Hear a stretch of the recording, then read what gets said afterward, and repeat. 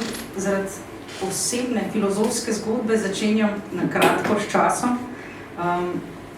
Namreč sama sem se s vprašanjem časa ukvarjala mogoče kar zadnjih 20 let delovanja na področju filozofije, zdaj pa torej se obračam zgodbi v prostoru.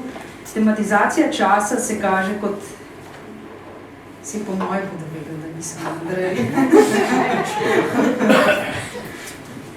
Tematizacija časa se kaže kot eno od gonil filozofije. Kaj je torej čas, če me nihče ne vpraša, vem, če pa hočem na vprašanje odgovoriti, ne vem. Zapiše Aurelij Avguštin in tako zaobjame vprašanje, ki označuje filozofske raziskave skozi stoletja.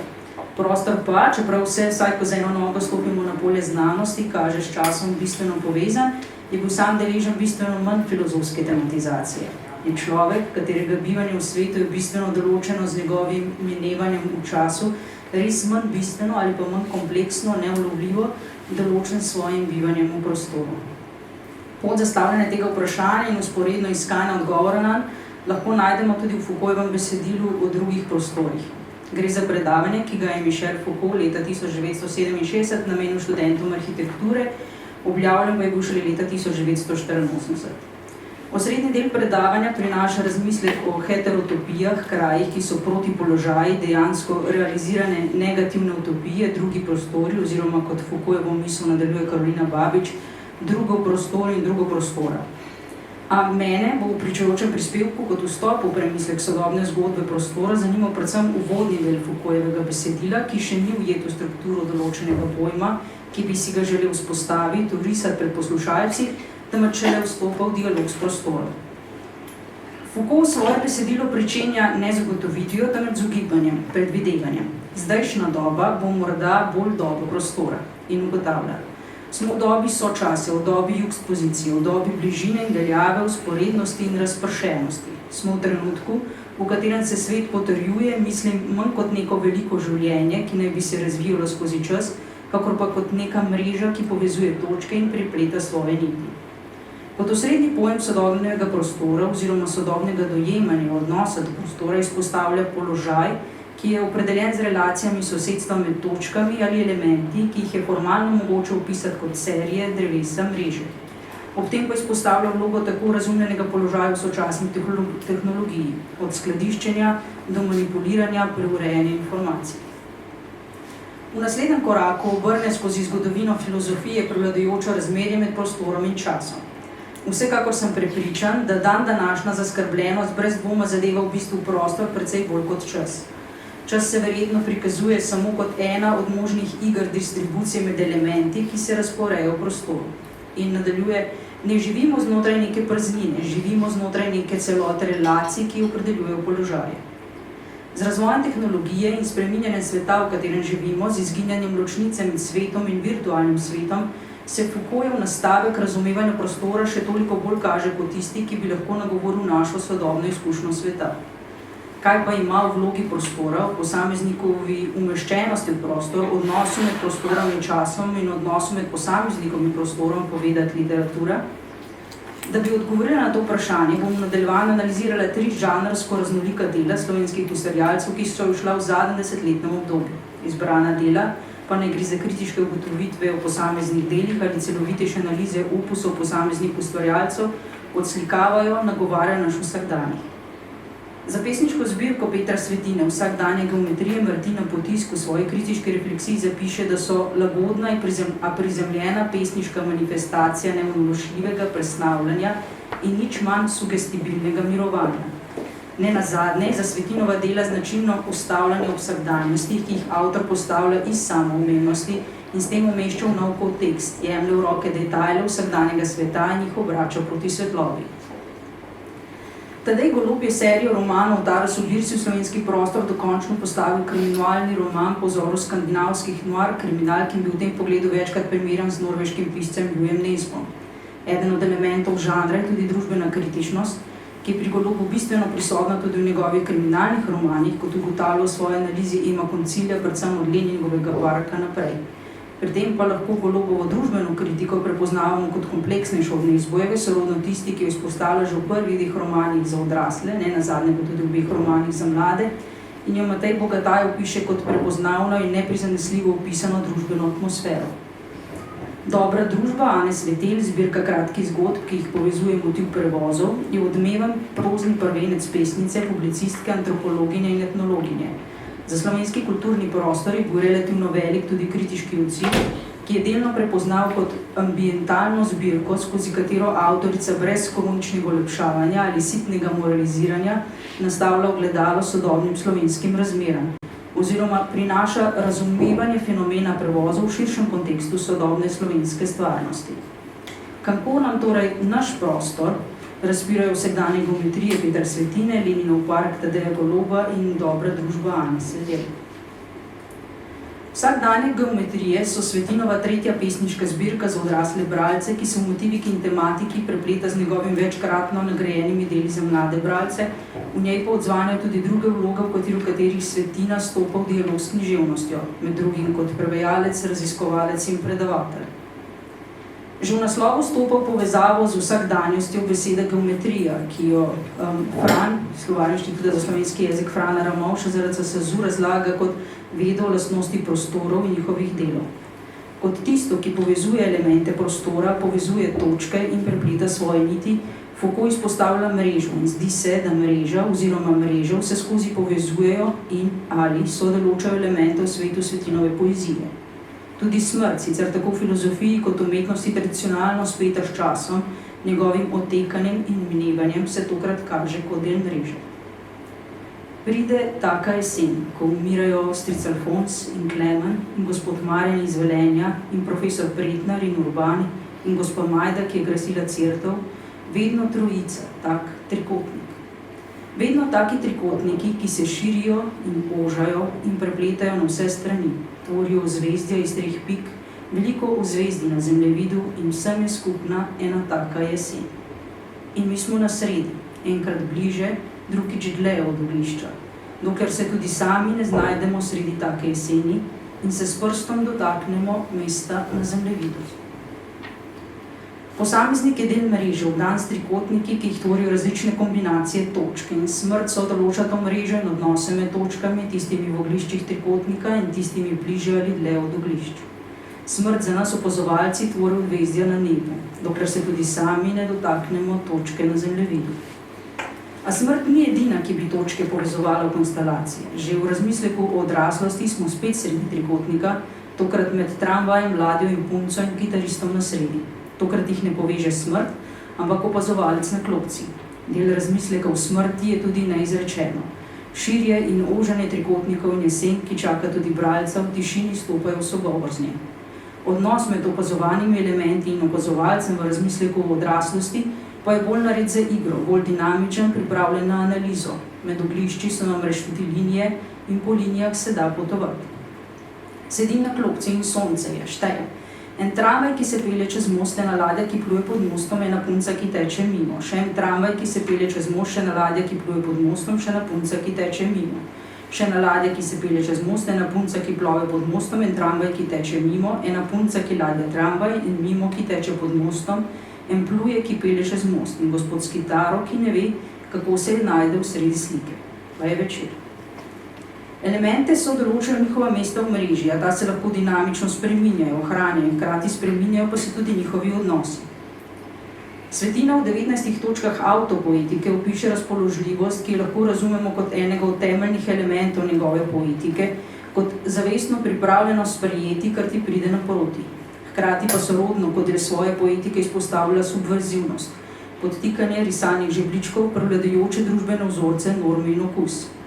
Pri odstiranju vsakdana se Svetina posebej obrača k tistemu in tistim, kar sicer poskušamo spregledati, k drugemu. Če je pred nami dovolj bogato spletena mreža sveta, to, kar bomo gledali, bistveno sodoloča usmeritev našega pogleda in spreminjanje te usmeritve. Svetina opazovalec pogosto sedi in opazuje, medtem ko se svet vozi mimo, se zasaja in raste. Čeprav pri tem ni umaknjeni opazovalec za steklom, temveč, kot smo videli že v razmisleku o odraslosti, tisti, ki sodoloča geometrijo. Eno od mest, iz katerih Svetina opazovalec opazuje, sprejema, kar mu prihaja naproti, je vlak. Z vlakom se v mesto vedno pripelješ izza hrbta, mimo spodnjega perila, raztrganih majic, pokrpanih spodnjih hlač, mimo preluknjenih nogavic. Noht na palcu ni ostrižen in črno se vidi. Že Foucault izpostavlja vlak kot nenavaden svežen relacij, kjer je nekaj, kar lahko pride, je tudi nekaj, s čimer se lahko preide z ene točke na drugo in nato je tudi nekaj, kar gre mimo.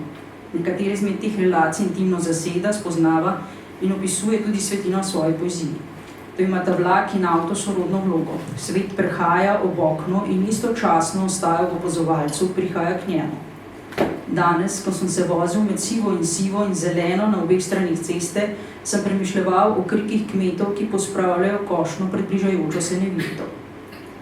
To povezanost literarnih besedil s potovanjem, z enakomernim gibanjem izpostavlja Svetina tudi v avtopoetiki. Enakomerno gibanje, hoja, vožnja z vlakom ali nenaporna in nestresna vožnja z avtomobilom lahko stimulira ustvarjalni proces. Pri tem pa prostor in narava tega enakomernega gibanja vse vstopata v zgodbo. Prizori in podobe, ki tudi tako vstopajo v zgodbo, niso zamejeni z neko absolutno točko na liniji časa ali zemljevida, upnejo se v mrežo, kjer lahko dinamično vstopajo v nova razmerja. Ti prizori in podobe se v besedilu združujejo ne glede na doživeto resničnost in ne glede na avtobiografsko ustreznost. Podobe, ki se v besedilu nizajo druga za drugo, so lahko iz popolnoma različnih časov in iz popolnoma različnih krajev, še zapiše Svetina v avtopoetiki. Čas v Svetinovi poeziji nikakor ni izrinjen, le postavljen je tudi sam v te odnose in tako so določen tudi preko njih. Je čas, ki je s potjo povezan v hitrosti, s katero opazovalec potuje skozi svet, a hkrati se na tej poti opazovalec lahko tudi ustavi.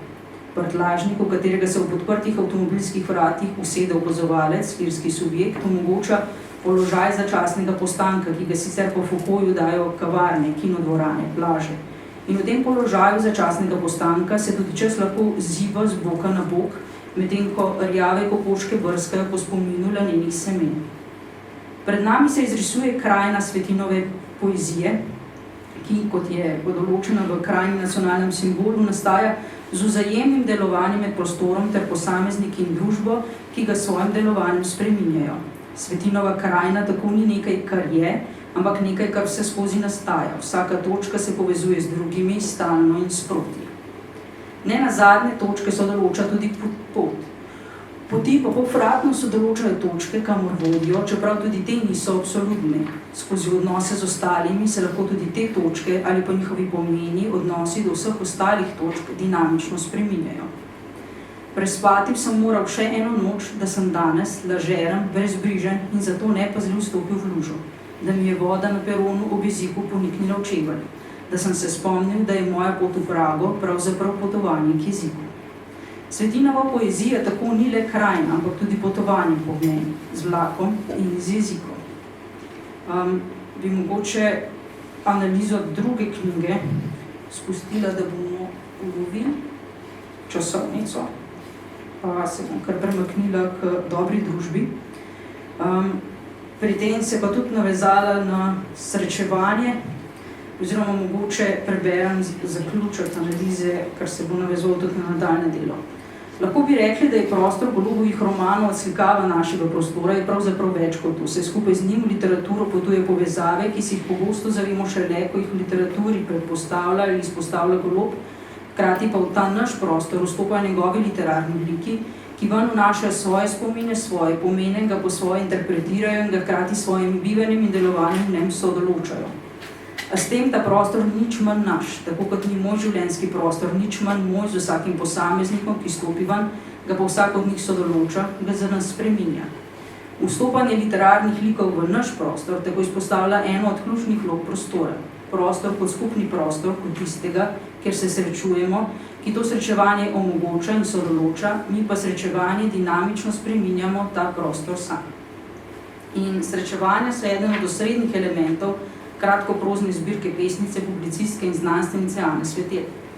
Tokrat v naslovu sicer ne najdemo neposredne navezave na pojem prostora, se pa naslov kaže kot neposredna navezava na mrežo, to dinamično povezavo posameznih točk, posameznikov, na družbo. Zgodbo o dobri družbi povežemo ti v prevozu, fenomen, ki ga omogoči še ena mreža, svetovni splet. Na spletni platformi posamezniki delijo smer svojega potovanja in ponudijo možnost prevoza Tisti, ki potrebujejo prevoz v sorodno smer, se z njimi dogovorijo za točko vstopa in izstopa, plačajo in prisedejo. Gre za sodobni fenomen, ki izven utečenega ekonomskega sistema poveže posameznike in jih s tem šele zares potegne van. Omogočajo ga sodobni komunikacijski kanali, zato da jih preseže, pripelje ljudi v neposredno bližino, pri tem pa, kot se izkaže skozi zgodbe, stalno niha med solidarnostjo in njenim nasprotjem. Dogajanje v zgodbah vedno znova sproži srečanje. Srečanje v specifičnem prostoru, ki se premika po prostoru in tako združi v majhnem prostoru posameznike, ki jih, poleg tega, da se poslužujejo prevozov, povezuje da predvsem točka A, iz katere se želijo premakniti, in točka B, v katero se želijo premakniti. Ob tem je prostor seveda tudi tu trdno spet s časom. Ne le zaradi premikanja samega, temveč tudi zato, ker je naslednji ključni povezovalec, kot izvemo predvsem v zgodbi, druga priložnost, kdaj se premakniti z točke A. Če sta čas in prostor prava, se zgodi srečanje. V velikem delu kratkih zgodb se izkaže, da so druge povezave med posamezniki dokaj redke ali vsaj skrite pod površje. Literarni liki, nemalokrat vlogi prvoosebnih pripovedovalcev, že po prvih metrih v avtomobilu razločijo in definirajo razlike med drugim, največkrat vzpostavljene prav preko določenosti s prostorom. Pri tem se izkaže, da si v svoj prostor ponavadi narojen oziroma ga nosiš s seboj z jezikom. Včasih pa diferentijo specifiko vzpostavlja že to, na katerem segmentu lokacije A, v tem primeru Ljubljane, posameznik vstopi. Šiško sovražim. Folk iz Šiške ima točno dovolj mentalnega dometa, da se z lahkoto v neskončnost prepira, ali je boljša spodnja ali zgornja Šiška. Tukaj živijo sami prikriti nacisti. Pa niso samo literarni liki tisti, ki presojajo druge z vidika prostorske umestitve. Tako kot Golob ve, koga bo umestil v Kristalno palačo, koga pa na Metelkovo, tudi Svetelova preudarno umešča posamezne like v točke po Ljubljani, v Trnovo, za Bežigrad, v Šiško, v center. Vlogo prostora najbolj jasno razpre kratka zgodba, ki se odvija preko meje Slovenije s kombijem, ki povezuje Ljubljano in Dunaj. Sedaj posameznike šibko, vendarle poveže točka B, znotraj katere so pravzaprav vsi tujci na specifičen način kot si tujec v velikem multikulturnem loncu, v katerem se kuha kar nekaj tvojih rojakov. Tako jih to poveže bolj kot dejstvo, da živijo vsak v svojem becirku, pa čeprav so dunajski becirki še mnogo bolj diferentije specifike kot del Ljubljane. Nenazadnje sam becirk v veliki meri določa, katere jezike boš slišal na ulici in kako pomešani bodo med sabo. Po svoje pa vsakega od sopotnikov vendarle specifično določa tudi njegov becirk. Klemna, študenta na Akademiji za glasbo, umešča v svet, v čas, saj se šele s prehodom čez ta specifični prostor zaveda odtekanja časa. Klemen, ki je v resnici velik pragmatik, je tedaj dejal, da se kljub slavnim skladateljem ne bi preselil iz tretjega becirka, kjer se nahaja Akademija za glasbo. Všeč mu je, da mora vsako jutro prečkati Stadtpark, ker tako vsaj opazi, kateri letni čas je. Lidiji pa njen 17. becirk odkriva nov del sebe, del, ki ni všeč in ki je vezan na specifičen prostor, v Litiji ga brez problemov zanika, tam ga ni. Nikomor ne bi priznala, po svojem 17. becirku se sama v temi le nerada sprehaja. Njeni cilji bi jo zagotovo obtožili rasizma, če bi jim povedala, da je včasih, kadar v mraku hodi po Jürgenstrasse in za njo stopa družba 2 ali 3 temnopoltih mladeničev, prav neprijetno stiska v trebuhu in da neredko v strahu celo prečka cesto. Lidijo je tega sram, ker dobro ve, da barva kože ne pomeni ničesar. Potem bi se bila pripravljena doma v Litiji na mrtvo skrigati z mamo in stricem ter z izkušnjo bivanja v Hernalsu celo podpreti svoje stališča. A čeprav so sopotniki v kombiju, ki se vozi na Dunaj, že svojo izkušnjo bivanja v tujem mestu bolj povezani kot večina sopotnikov v drugih zgodbah, vendarle ostaja vsak sebi, s svojimi mislimi in skrbmi, tako skupaj, a vendarle daleč vsak sebi premagujejo kilometre, dokler jih ne poveže skupni dogodek, skupna smrt, skrb, izginotje voznika. In sedaj njihovo naraščajočo bližino nakazuje prav prostorsko umestitev, njihovo fizično zbliževanje, ki sedaj, ko stojijo zunaj pred kombijem brez voznika, ni nujno zlo, tako kot v večini drugih zgodb, ampak izbira. Nihče izmed njih ne opazi, da so si stopili še korak bliže, sedaj oddaleč izgledajo kot skupinica zaupnikov ali zarotnikov, ali oboje. Klemen se dotika Ana Marije, Ana Marija vonja Lidijin cvetlični parfum, Lidija gleda Nenada, Nenad pa Klemna. Dobra družba odslikava sodobno družbo, ko tematizira prevoze, mrežo posameznikov, ki se povežejo na medmrežju, se srečajo v realnem prostoru, a se zares povežejo šele, ko dejansko tudi z mislimi stopijo v ta prostor. in na primer spustijo iz rok mobilni telefon ali pa pristopijo small talka na pogovor. Posamezniki puščajo v prostoru svoj vtis, a ga je, da ga zaznamo, potrebno poiskati. Vrnil sem se v avto in globoko vdihnil. Nato sem položil roko na sedež, kjer je sedela. Bil je topel. Še zaključim. Tematizacijo prostora v vseh treh knjigah lahko pogledamo z dveh strani. Vsa tri dela odslikavajo, pretresajo in tematizirajo svet, v katerem živimo. Po drugi strani pa gre pri vseh treh avtorjih tudi za to, da nam ta naš svet odstirajo, izpostavljajo elemente, ki jih v svoji nezainteresiranosti za kompleksnejšo tematizacijo vsak danes pregledamo ali pa se zavestno obrnemo stran od njih. Avtor jih postavlja iz neskritosti in tako daje bralcu celovito videti prostor, ki je sicer njegov, a ga šele sedaj lahko zares zaobjame, vzame za svojega. Izpostavljajo dinamično povezanih vseh točk v prostoru, ki jih sodoloča prostor z vsemi nitmi, hkrati pa one vse skozi povratno sodoločajo prostor. Vsem trem delom je tako skupno tudi tematizacija srečevanja. In čeprav niso vedno vsa prikazana srečanja podoba naklonjene si bližine, v njih drugi pravzaprav ni nikoli zares povsem drugi, ampak ostaja s protagonistom, pripovedovalcem vedno še kako povezan. Hkrati protagonist nikoli ni zares sam, vedno je že vpet v mrežo, četudi se ustavi v poti, v statični podobi in je ob njem le zvestoba, ki v spanju diha, globoko, rahlo smrči. Čeprav so po formi raznorodna, vsa tri dela govorijo o prostoru, ki ga lahko usporejamo s Foucaultovo mrežo, v kateri so posamezni elementi povezani, celo implicirani drug v drugem. Hierarhija med elementi se izgublja, vsi smo del dinamične mreže, naše mesto je nenazadnje odvisno od drugih in od opazovalca, usmerjenosti pogleda ter hkrati od prostora, ki ga povratno sodoločajo elementi v njem in povezave med njimi. Ob tem vsa tri dela skupaj s prostorom pretresajo tudi čas, odpirajo odnos med prostorom in časom, pa tudi med posameznikom in njegovo postavljenostjo v sodoločenostjo s prostorom in časom. Svet, ki ga izpostavlja vsa tri dela, ni brez madežev. Jezik se zmoči, ljudje varajo in morijo, ujeti so v predsodke, v mehurčke, pa vendar na koncu zatipajo pot do drugega. Na koncu za posamezniki ne ostajajo samo prazni zapisi na spletu, temveč tudi toplina na stolu. Vpeti smo v mrežo, ki ni samo virtualna, čeprav se tudi zasledno izkaže, da vpeta v svet povezave ne le blokira, ampak tudi soustvarja. Izpostavljena dela bralca postavljajo svet, ki je mreža, polna povezav, ki vodijo do drugih in ob tem lahko tudi k drugim, predtem pa izpostavljajo ne potrebo po povezovanju, temveč dejstvo, da smo vedno že povezani. Če se navežem na Heideggerov razmislek iz biti in časa, nikoli ni dan goli subjekt brez sveta, kakor ni naposled nikoli najprej dan izoliran jaz brez drugih, kar pa ne pomeni, da lahko sobivanje z drugimi biti v svetu jemljemo za samoumevno.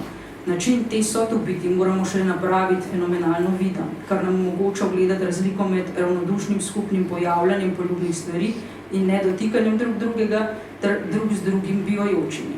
In ta uvid nam lahko s svojim postavljanjem iz neskritosti morda omogoča tudi sodobna literatura in njena zgodba v prostoru.